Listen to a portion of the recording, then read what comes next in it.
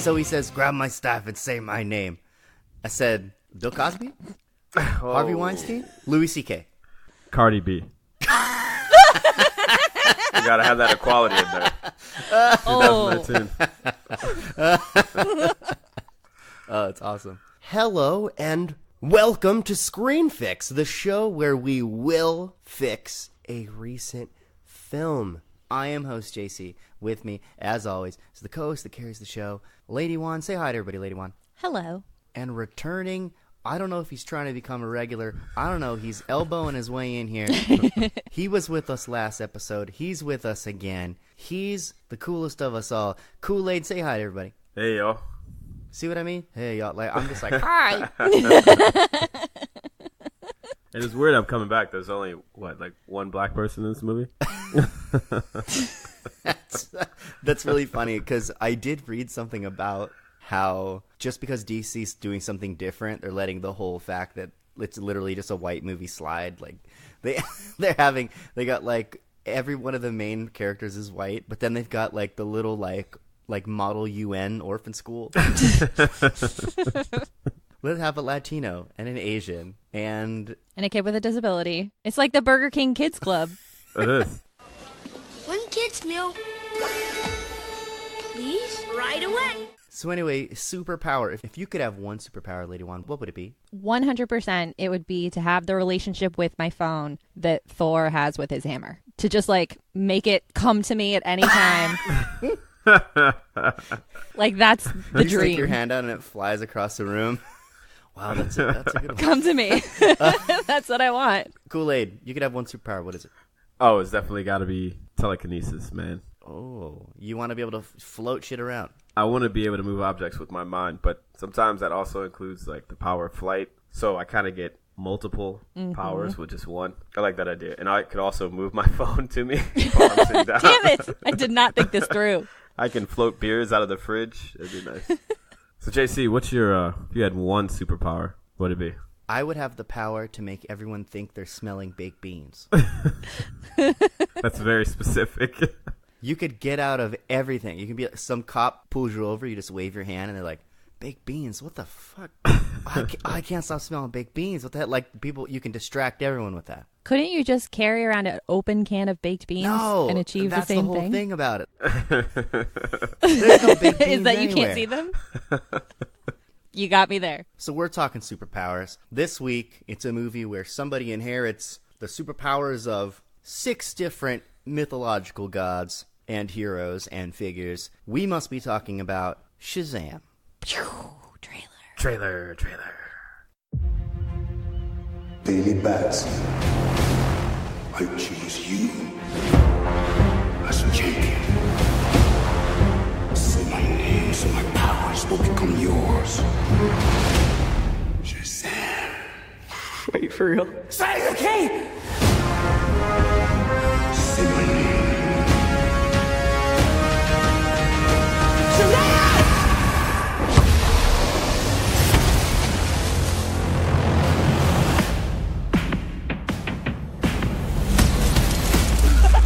That's crazy, right? What are your superpowers? Superpowers, dude? I don't even know how to pee in this thing. This is proof of authenticity. Super strength.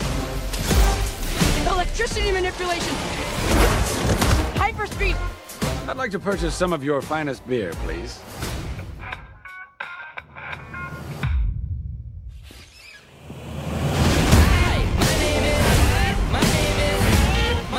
His name is Captain Sparkle Fingers.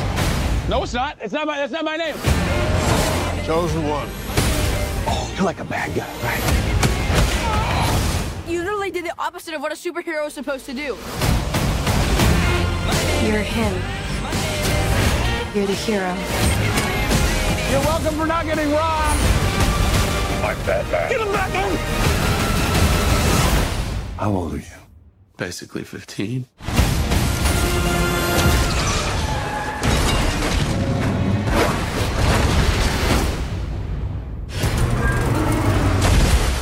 Did you see that? Yeah, you electrocuted a bus and almost killed these people. And then I caught it! And leap tall buildings in a single bound.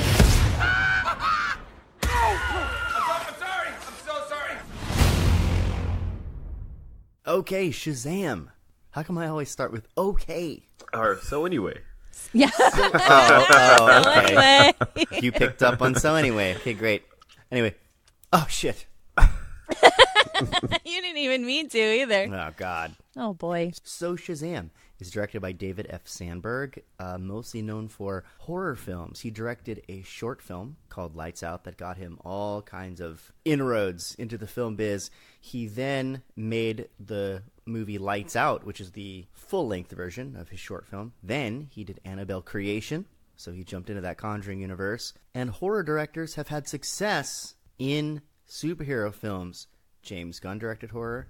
Mm-hmm. James Wan with Aquaman. Mm-hmm. So you know what? David F. Sandberg, you're the horror it guy right now. Why don't you direct Shazam? So Shazam is written by Henry Gayden and Darren Lemke. Of course, from a comic character created by Bill Parker and C.C. Beck. This film is starring Zachary Levi as Shazam, Mark Strong as Dr. Savannah, Asher Angel as Billy Batson, Jack Dylan Grazer as Freddie Freeman. He was in It. It's gray water. What the hell's gray water? It's basically piss and shit. So I'm just telling you, you guys are splashed around in millions of gallons of dairy pee. He was one of the Losers Club. We've got Adam Brody from The OC. The OC. Seth Cohen. OMG, he's so cute. We've got Jaimin Hansu from Pretty much everything. Captain Marvel. Captain Marvel, Guardians of the Galaxy, Amistad. Give us free. Faith Herman as Darla Dudley, Megan Good Ooh. as the superhero version of Darla. Oh, why did you just go, ooh? Oh, well. So when I first saw Megan Good, she was in My Cousin Skeeter. It's like a weird little puppet show. Oh my god, I loved that show. Oh man, I had such a crush on her when she had braces. I was in love with Megan. I'm still in love with Megan Good. When she showed up on screen, did she make you feel good? She made me tingle. I didn't even expect her. She made me rethink some life decisions. That's all I'm gonna say. You are you're antsy over there. I'm gonna keep my eyes up. Hands we've above got- the table, everyone. Hands up. Ew. Megan Good. Grace Fulton as Mary Bromfield, a.k.a. Mary Marvel in the comics. Michelle Borth as superhero Mary. Ian Chen as Eugene Choi. Ross Butler as superhero Eugene. Jovan Armand as Pedro Pena. DJ Cotrona as superhero Pedro. And many other actors and actresses. Wonderful people, I'm sure, but not significant enough for me to continue reading. Fair. It's totally fair. Okay, so Shazam first appeared in Wiz Comics by Fawcett Comics as Captain Marvel. And he was the best-selling superhero of the 1940s. He outsold Superman. So, naturally, DC sued. When I say DC, I really mean National Comics. National Comics joined with All American Comics to become DC Comics later. But in 1948, claiming he was a Superman ripoff. A judge in 1951 said that he wasn't a ripoff of Superman. However, the powers he had were an infringement on Superman. Which I find strange because Superman is an alien and Captain Marvel's powers were described in terms of mythical gods and heroes. So the letters in Shazam stand for S for Wisdom of Solomon, H for Strength of Hercules, A for Stamina of Atlas, Z Power of Zeus, Lightning Bolts, A Courage of Achilles, M Speed of Mercury. I don't know how the judge got that his powers are the same as Superman. I mean, this guy's powers come from like magic and mythology, and he shoots lightning. So I guess the laser beam eyes and lightning were too similar. yeah, I guess so. Nowadays there are ripoffs all over the place. Like Marvel, DC, there are mirror characters in both. But maybe back then there wasn't as many comic book characters, so... Or maybe someone paid off this judge. Or DC just had that cash to pay off that crooked-ass judge. I'm going to find out who you are. He's definitely dead. Long story short, Fawcett ends up settling and agrees not to publish any more Captain Marvel stories. He disappeared, Fawcett Comics dies without their top character, and in 1972, DC acquires the rights to Captain Marvel. But in that time, something odd happens. In 1972, 1973, they want to bring Billy Batson back. However, in 1967, Marvel Comics created Captain Marvel, the one who is eventually Carol Danvers. Higher, further, faster, baby. So, of course, this year we essentially got 2 Captain Marvel films. Mm-hmm. And, of course, Zachary Levi came out and talked about how comic book arguments are dumb and you should not have to choose between seeing Shazam or Captain Marvel. It's absolutely ridiculous. See them both. So We did. Which we did. Which we totally did. DC can't call him Captain Marvel anymore, so they brand him Shazam, the world's mightiest mortal. What's interesting is they never actually call him Shazam until 2011. He's not officially named Shazam until 2011. That's probably because the wizard that gave him the powers is actually Shazam, and then Billy Batson was, since he was Captain Marvel for so long, that they just never really gave him the name. So he had like the powers of Shazam. Yeah, he was basically Billy Batson who says Shazam and gets the powers of Shazam, right? So like Billy Batson featuring Shazam. In 2011, DC rebooted everything with the New 52, and this film is largely based on Jeff Johns' New 52 Shazam run, where, just like in the movie, the whole family gets Shazamified, and that's where we are. This is based on that very recent Shazam comic, and the Screen Fix crew went and saw Shazam together. Yeah, we did.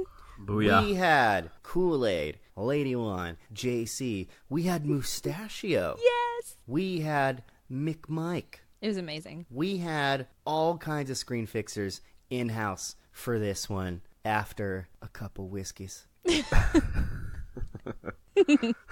It was a great evening. How did you feel like the vibe was in the theater? Kool Aid, Lady-Wan, how was it? I thought the environment in the theater was fun. It was really fun. There was a lot of energy in there. I can speak for myself. I was laughing like a fiend, like a fool, pretty much the whole thing. It was a fun atmosphere, most definitely. I'm sure the whiskey helped. Lady-Wan? Yeah, it was fun. I knew it was going to be a good group in the theater when during the trailers, the woman behind me turns to her husband and just goes, "I love Godzilla." And I turned around and was like, "Me too." Yeah. We've got a good group here. Yeah, good theater, good vibe. We enjoyed ourselves. I was happy to give my money. How about the general audiences, though? Lady-Wan, was everybody else having a good time with Shazam? Yeah, most people are really into this. So Shazam is certified fresh at 91% from critics, with audiences having it at 90% for that popcorn score. Whoa. Right? Close. It debuted at number 1 for the weekend. It made $56 million in the U.S. and another $102 million overseas. Big opening. It was a big opening. It is the lowest for any quote-unquote DCEU, if we're calling it that. The lowest opening for any of those movies. It's 7 out of 7. But this is like a lower-tier character nowadays. Yeah. Yeah, this character had no lead-in movie. Right. And I'm going to just go ahead and go out on a limb here. I'm pretty sure it had the lowest budget. Only $100 million, which oh my for God, comic book movies, that is low. tiny. Yeah, I mean, there's a reason why the finale takes place in an empty, tiny carnival. Because there was no budget. This thing did not have, like, Aquaman sea creature battle budget. Yeah. No way. No, you're going to fight in an amusement park.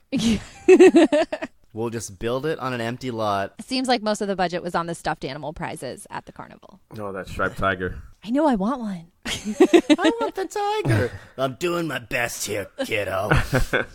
All right, so before we get to fixin', we're going to have to give you a little bit of the plot of this movie very, very quickly. We remember how much you hated when we would give big, long summaries of the whole stupid thing. We were reading it from IMDb, reading it from Wikipedia. We were dumb in those days. We've wised up. We go to moviepooper.com where they wipe away the excess. You know what? We've used Movie Pooper so much. We really should be the official podcast of Movie Pooper. Mm-hmm. We just gotta reach out to Dan. We do. Dan at moviepooper.com. Yeah.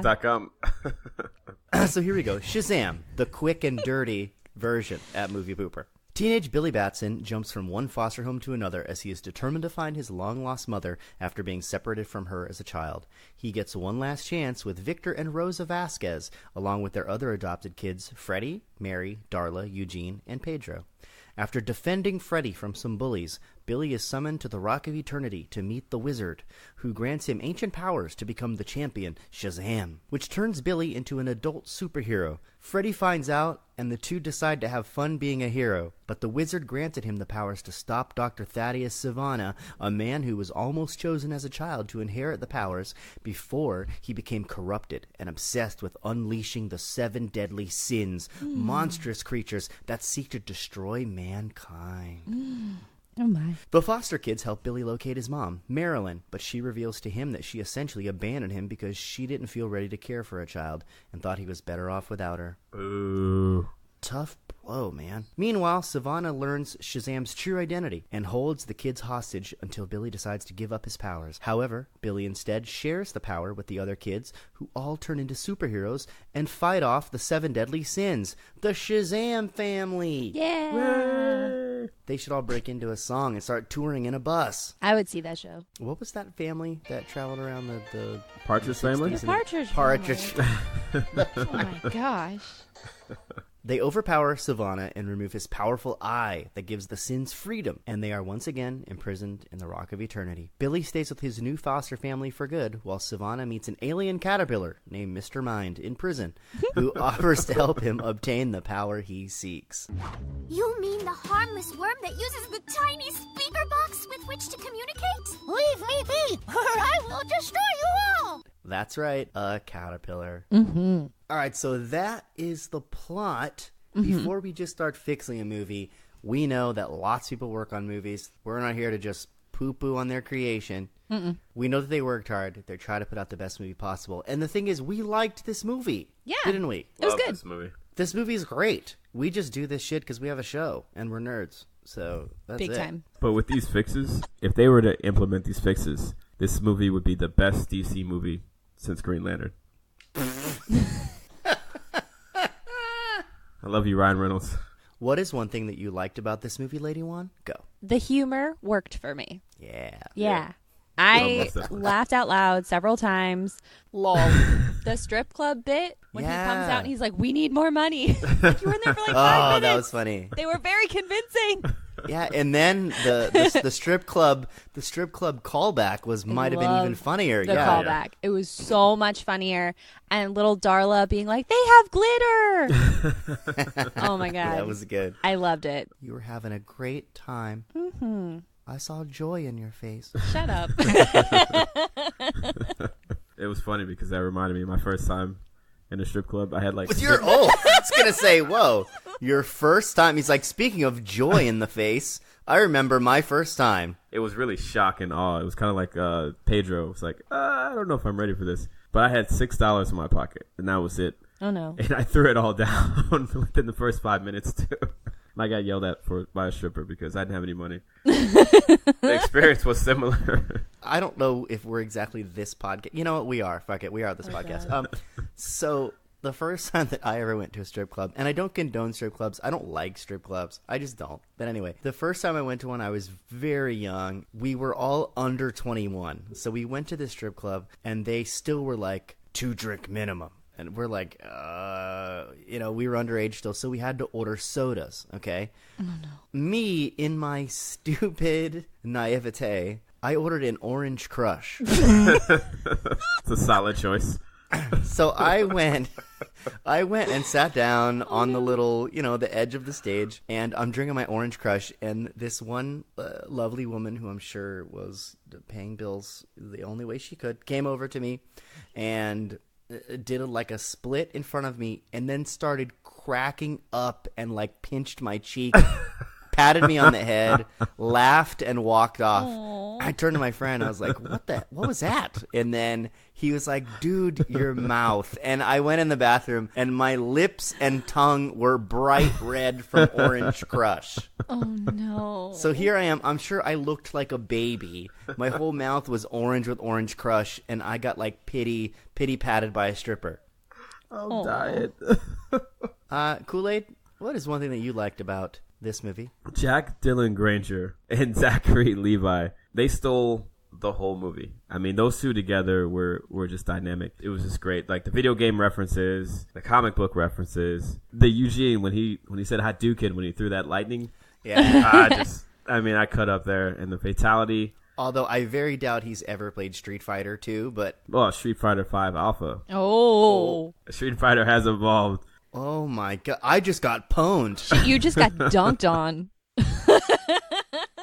Those two just have such good chemistry in there, so I can't wait for number 2. Zachary Levi is a treasure. Have you guys seen that video? It's like a little kid comes up to him and hugs him because Shazam is like her favorite character.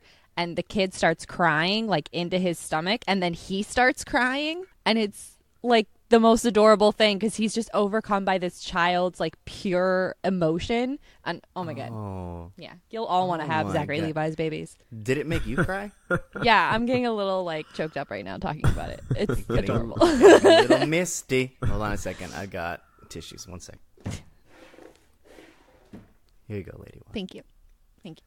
You're so sweet. Go ahead. A scholar and a gentleman. These tissues are in here only for Lady-Wan, by the way. Like, I don't think anyone has ever used a tissue.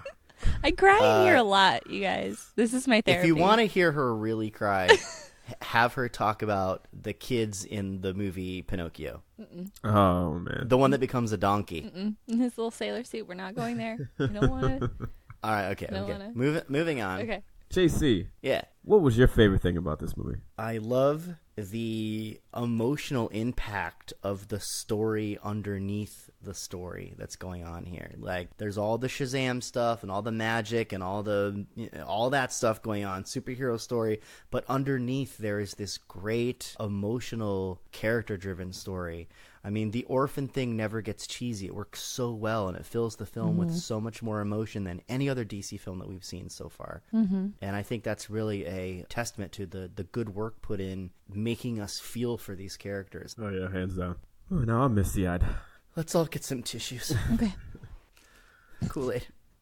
Thanks, man. All right, guys, let's have a hug and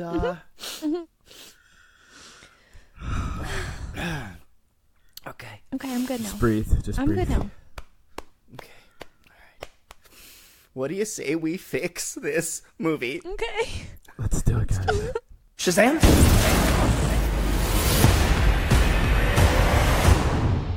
All right, Lady-Wan, why don't you give us your first fix? My first fix has to do with our favorite little foster brother, Freddy. Okay, so he's our superhero expert. He's a fanboy. Yeah. He's wearing Superman shirts, Aquaman shirts. He has a Superman bullet. He's got a batarang. He has newspaper clippings about the events where the Justice League has helped save the world. Say that again? Newspaper Yeah, clippings? it's so weird. This 14-year-old kid has newspaper clippings. No way, man. This kid would have a superhero blog. Like, he makes a totally. YouTube channel in the movie. He should already have his superhero fanboy blog. He should be making his own YouTube videos. I want him to be like the ultimate fanboy who's got videos about every superhero because he lives in a world where they are real. Yeah. Like, True. I want his channel to be where he has videos that relate to the rules and the tropes that he is teaching Billy about. So we get a couple of them in the movie. So basically, I'm just trying to fix this movie to dial what they started with Freddy all the way up to 10.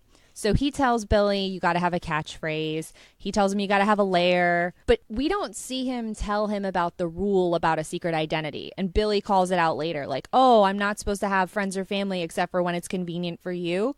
Well, we didn't see that happen. So I want all of the superhero rules and tropes and powers and tests to come from Freddy's blog and YouTube channel. And I want Freddy to be our guide to all things superhero, and Billy is completely clueless. Yeah.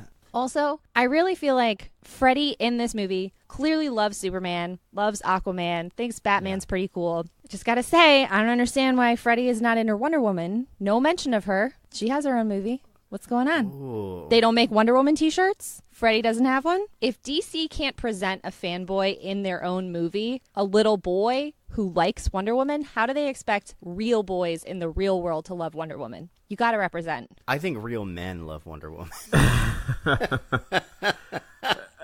There it is. It's yeah. Great fix. Make sure that your characters stay true and strong to their characters, right? Yeah, make him the expert and make him love Wonder Woman. And have him like a lady. Jesus Christ. Shazam?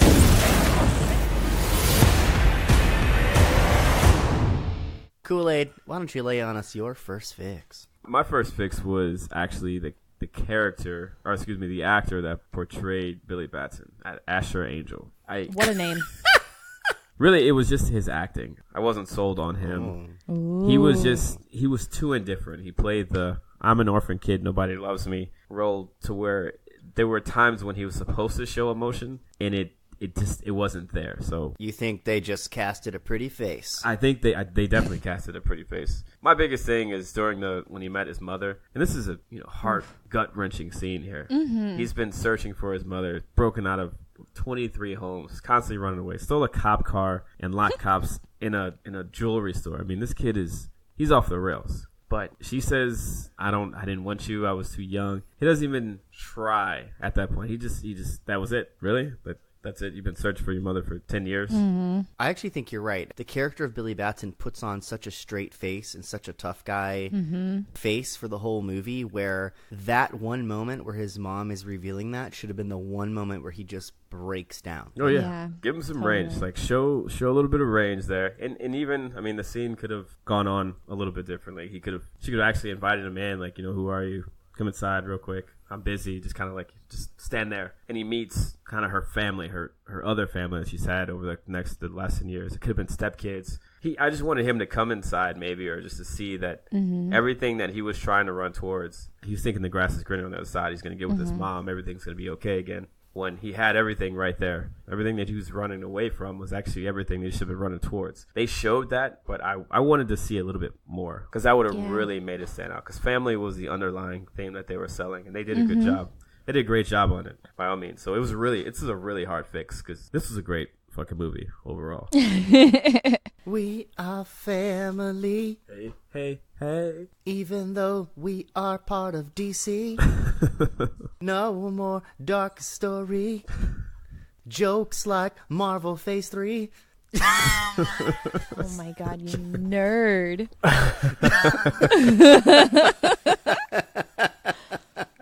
Shazam?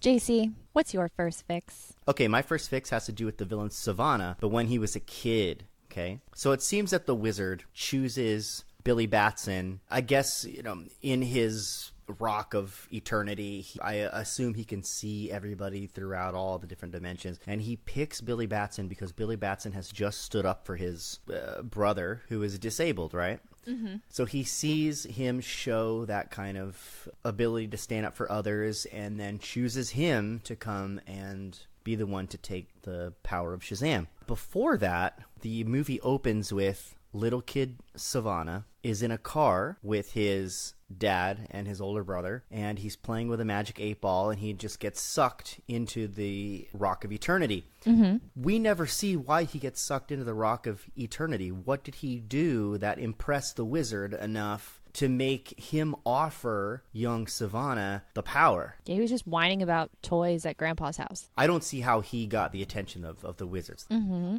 This is how I would fix that. So he's in the car. He's having a terrible car ride. The father obviously hates him. The brother is ripping him up. The car accident happens. The car is flipping. They all crawl out. The dad is stuck. The brother's unconscious somewhere, thrown from the car. Mm-hmm. The dad is stuck. The only person that can save the dad is young Savannah. Young Savannah hates his dad, but still goes over and helps save him from the car, right? Yeah. The car blows up. Savannah saved the father, but the father still blames Savannah for the accident. The father does not appreciate the fact that he saved him. Mm-hmm. But he gets sucked back, and he's like, I saw that you saved your father, you're worthy. He gives him the test. The problem is this kid is so consumed with hatred and anger over his own father and his family that he chooses the wrong side. Mm-hmm. But we see that he's initially chosen by the wizard because he commits that selfless act. And I think that would explain better why young Savannah was also seen and considered an option to take the power of Shazam. Yeah, that makes sense. That's a good fix. What's the criteria besides having a good heart? And what does having a good heart really actually look like? Not just some desperation Hail Mary shot. That's how I felt like when he grabbed Billy. It was just like, you know what? I'm about to die. Yeah, no, that's how that felt too. It's like he had the 7 deadly sins had already escaped. He was just sitting there dying alone, and he's like, "Oh, well, this kid punched a bully. I might as well get this Billy kid in here. He's the only person who's done anything good in the last couple minutes. Get him in here. I am dying. Here you go, Billy. Touch my staff. Say my name." Did it have to be touch my staff to say my name? Oh, At my least they God. acknowledged how weird that was. They did. They very much did. You know, in the little comic that they passed us out, he had a lot more to say when he said, touch my staff and say my name. He called him like a Chester. He's like, I don't want to have any part of this Chester. Like a Chester the molester. Oh, Chester the molester. That would have been awesome. Shazam?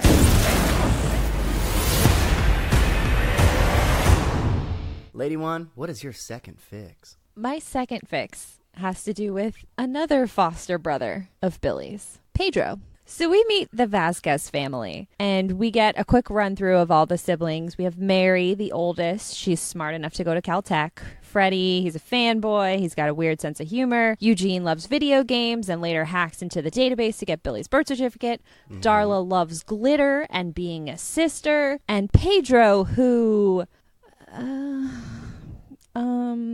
is around? He is definitely around. Pedro is nothing. Like, they give no anecdote about Pedro. He has no character traits. There's nothing I can tell you about Chubby. Pedro other than his name. He's big and he's dumb. He got an F on his math test. And he likes to dig through the trash. Yeah, he dug through the garbage, which is a little rude, but weird. Okay, I mean, it's whatever. So I did a little research, and I read that one of the movie's producers, Peter Safran, made a comment that an LGBTQ superhero was coming, quote, sooner rather than later. And then when he was asked a little bit more, like, well, what does that mean? He literally goes, April 5th, you'll see.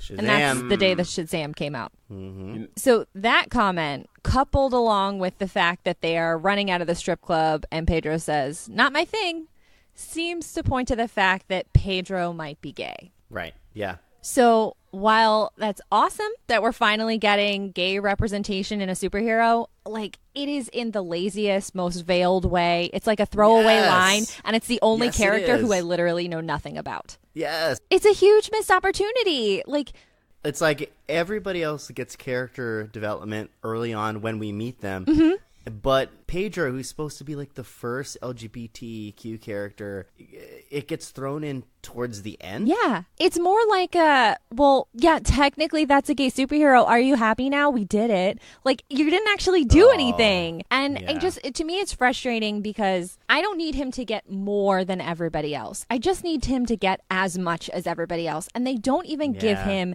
any personality trait. So if you want him to be quiet, like if the comic book history of his character is that he's like kind of quiet and keeps to himself, that's fine. But have him be like always with his headphones on and he's super into music, and that's why he's not talking to anybody, because he's always in his own world. He's got his music, he wants to write songs, he wants to play music, and give him something. Just give him a thing, because everybody has a thing and Pedro has nothing. I think he was a power lifter, actually. I mean, it might have been because I read that his super character is stronger than the rest of everybody else. Yes. So he has more physical strength when they transform. Again, you're right. They didn't do a good job of bringing that out. Yeah, they underwrote Pedro. I mean, you said that about Freddie, too, that they need to turn his fanboy up to 10. Right? They need to turn Pedro up to 2 or 3. That'd be nice. 4 would be great. Because he was sitting there at 1, yeah. Yeah, poor Pedro. Shazam?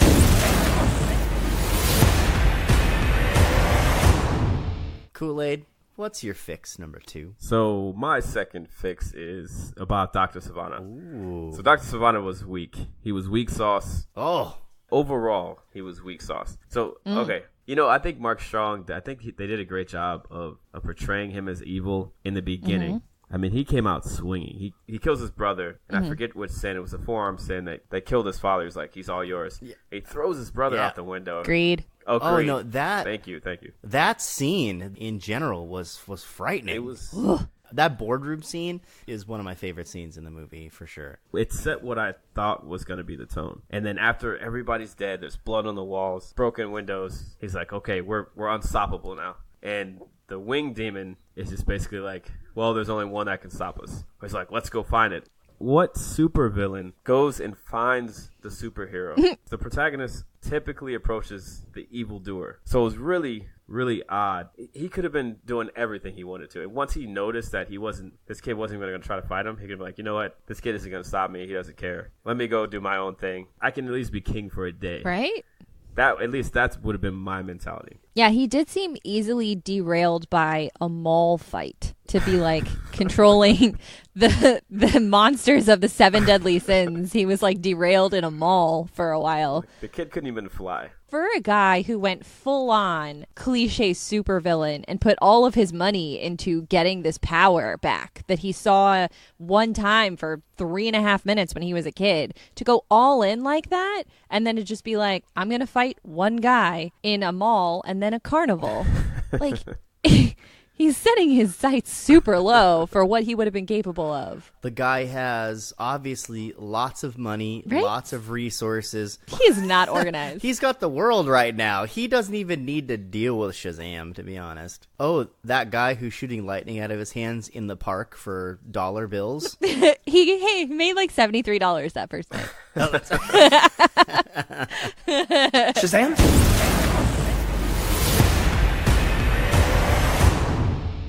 Hey, JC, what's your final fix? Oh, yeah, I have a final fix.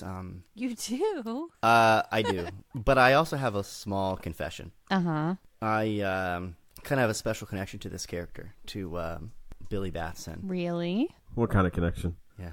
Hey!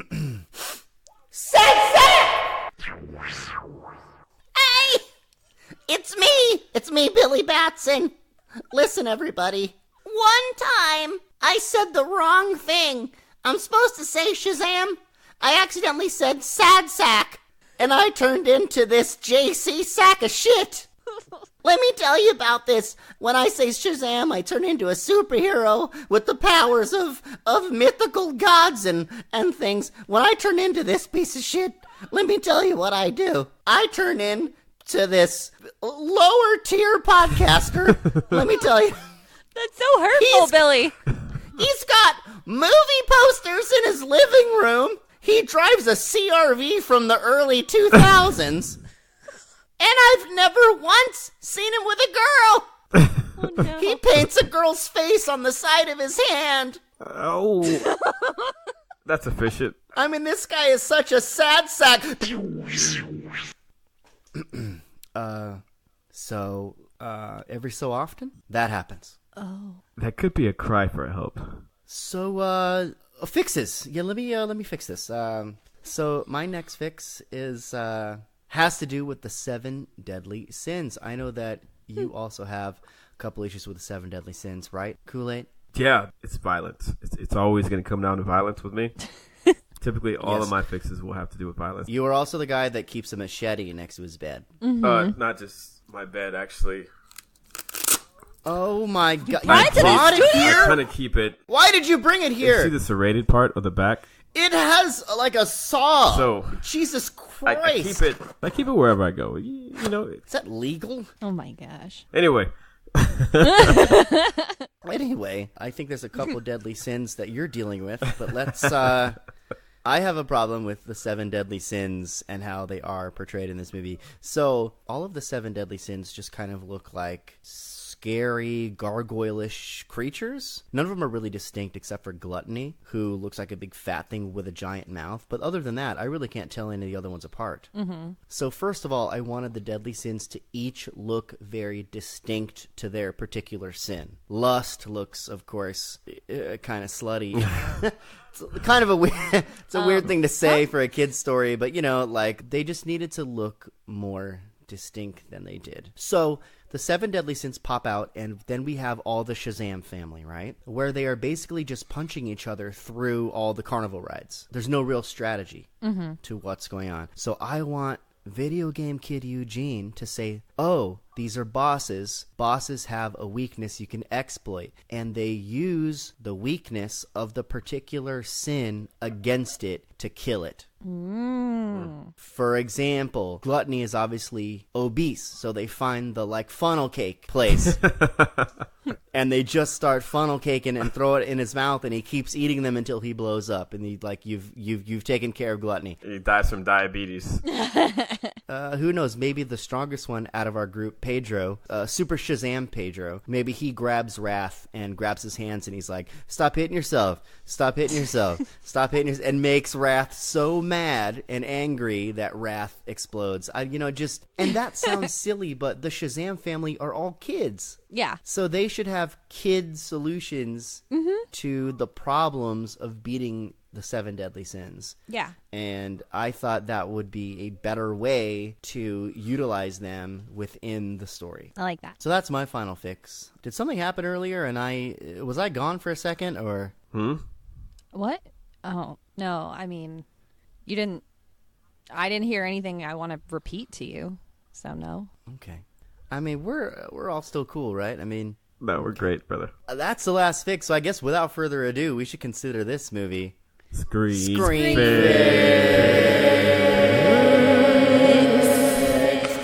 Touch my staff. Does anybody have a final thought? Do you have a final thought, Lady-Wan? I really enjoyed that this was our second superhero movie that we've done this year, along with Captain Marvel, that didn't have a forced love story in it, that we had the character really learning about family and themselves. And it was a journey of self-discovery and about valuing family in both Shazam and Captain Marvel to extents. I really like that instead of shoehorning some love interest that doesn't need to happen in these stories. Amen. Even Spider-Man Into the Spider-Verse had kind of a friend. Yeah, it was community for him and family for sure. Yeah. It was cool. I like this trend in comic book movies. The same. The Wonder Woman, that part of it killed it for me. The power of love. No. I liked it. I want to be Steve Trevor. Kool Aid, do you have a final thought? There's superhero movies and then there's comic book movies. And the distinction it's not really that vast between the two. But I felt like this, more than anything, was a comic book movie. And it was an ode to all the kids that grew up reading comic books. It was a shout out to them, even young and old, all the new kids now. It was everything a comic book movie should be. This story of a kid accidentally gaining powers is so timeless. Oh, yeah. That I feel like it can resonate. If it's well done, I think it can resonate in every era, because as kids, I feel like we all at some point played make-believe where we had powers or we were stronger or we were a superhero. Mm-hmm. And this just ties directly into that. That's what makes Shazam maybe a little more magical than some other. Wait, you guys don't still play pretend and dress up as superhero characters? Okay, then. Good to know. I will talk to my therapist. I'll see you at Comic-Con. Well, I'll be going as Wonder Woman. JC, what's your final thought? I was just hoping that everybody saw that when the wizard was talking about he gave the powers to another before who abused the power and used it for hate and revenge, the person in that flashback was Black Adam. And the Black Adam movie has been in the works for a long time with The Rock attached to that. So coming soon in the next year or two, we've got to have a Black Adam movie, and it's going to have Shazam in it. Yeah, I would love to see The Rock in one of the cinematic universes. If it's Marvel, if it's DC, wherever. He's a fucking specimen. We're gonna have that Shazam family versus Black Adam. Maybe they might even do a little, Mary Marvel inherits the powers of Black Adam. Oh, well, I heard that once you go Black Adam. There is a little rhyme, Miss Mary Mac, all dressed in black. I don't think that pertains to this. Yeah. I used to jump rope, sure. So anyway, Lady-Wan, why don't you send us home? If you'd like to reach us here at the show, you can send an email to screenfixpod@gmail.com, or you can tweet at us on Twitter @ScreenFixPod, follow us on Instagram @ScreenFixPod, or you can find us on Facebook. Just search for Screenfix Podcast. Yeah, please. We love your comments and your emails. Let's see. What do we have? So about our Us episode, Jack Farrell says, I would have fixed tension, removed the jokes, and made a compelling story with the mastery shown in Get Out. He says, the jokes broke my immersion. One was funny, but usually they work best on the build-up and not the confrontation. But even then, I was not afraid or thrilled. The tethered were not scary or intimidating for the most part. The low key of Get Out was compelling. And I do agree that Get Out is way scarier than Us. Completely. Oh, yeah. So, Thank you. Thanks, Jack Farrell. And if you comment on our posts, you might be the one that we read. Comment on Facebook, leave us one on Instagram, leave us one on Twitter, and send us an email. We'll read them.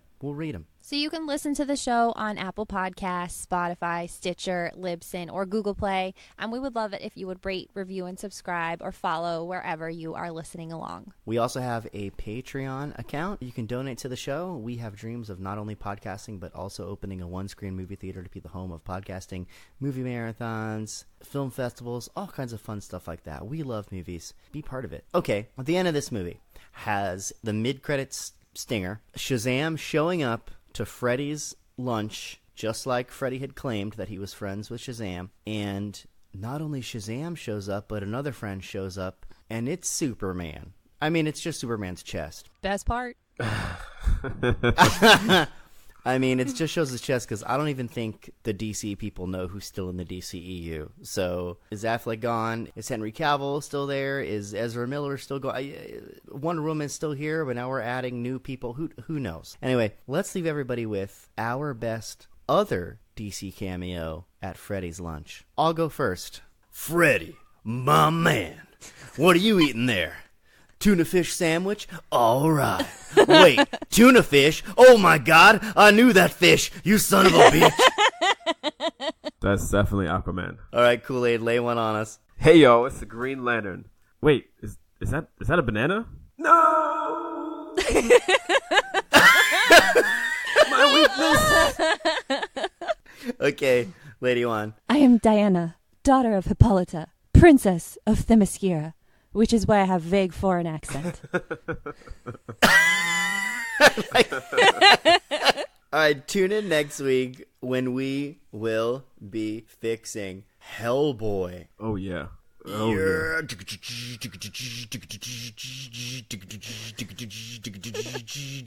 guys just going to let me do that? All right. Yeah, forever. Bye, everybody. Bye.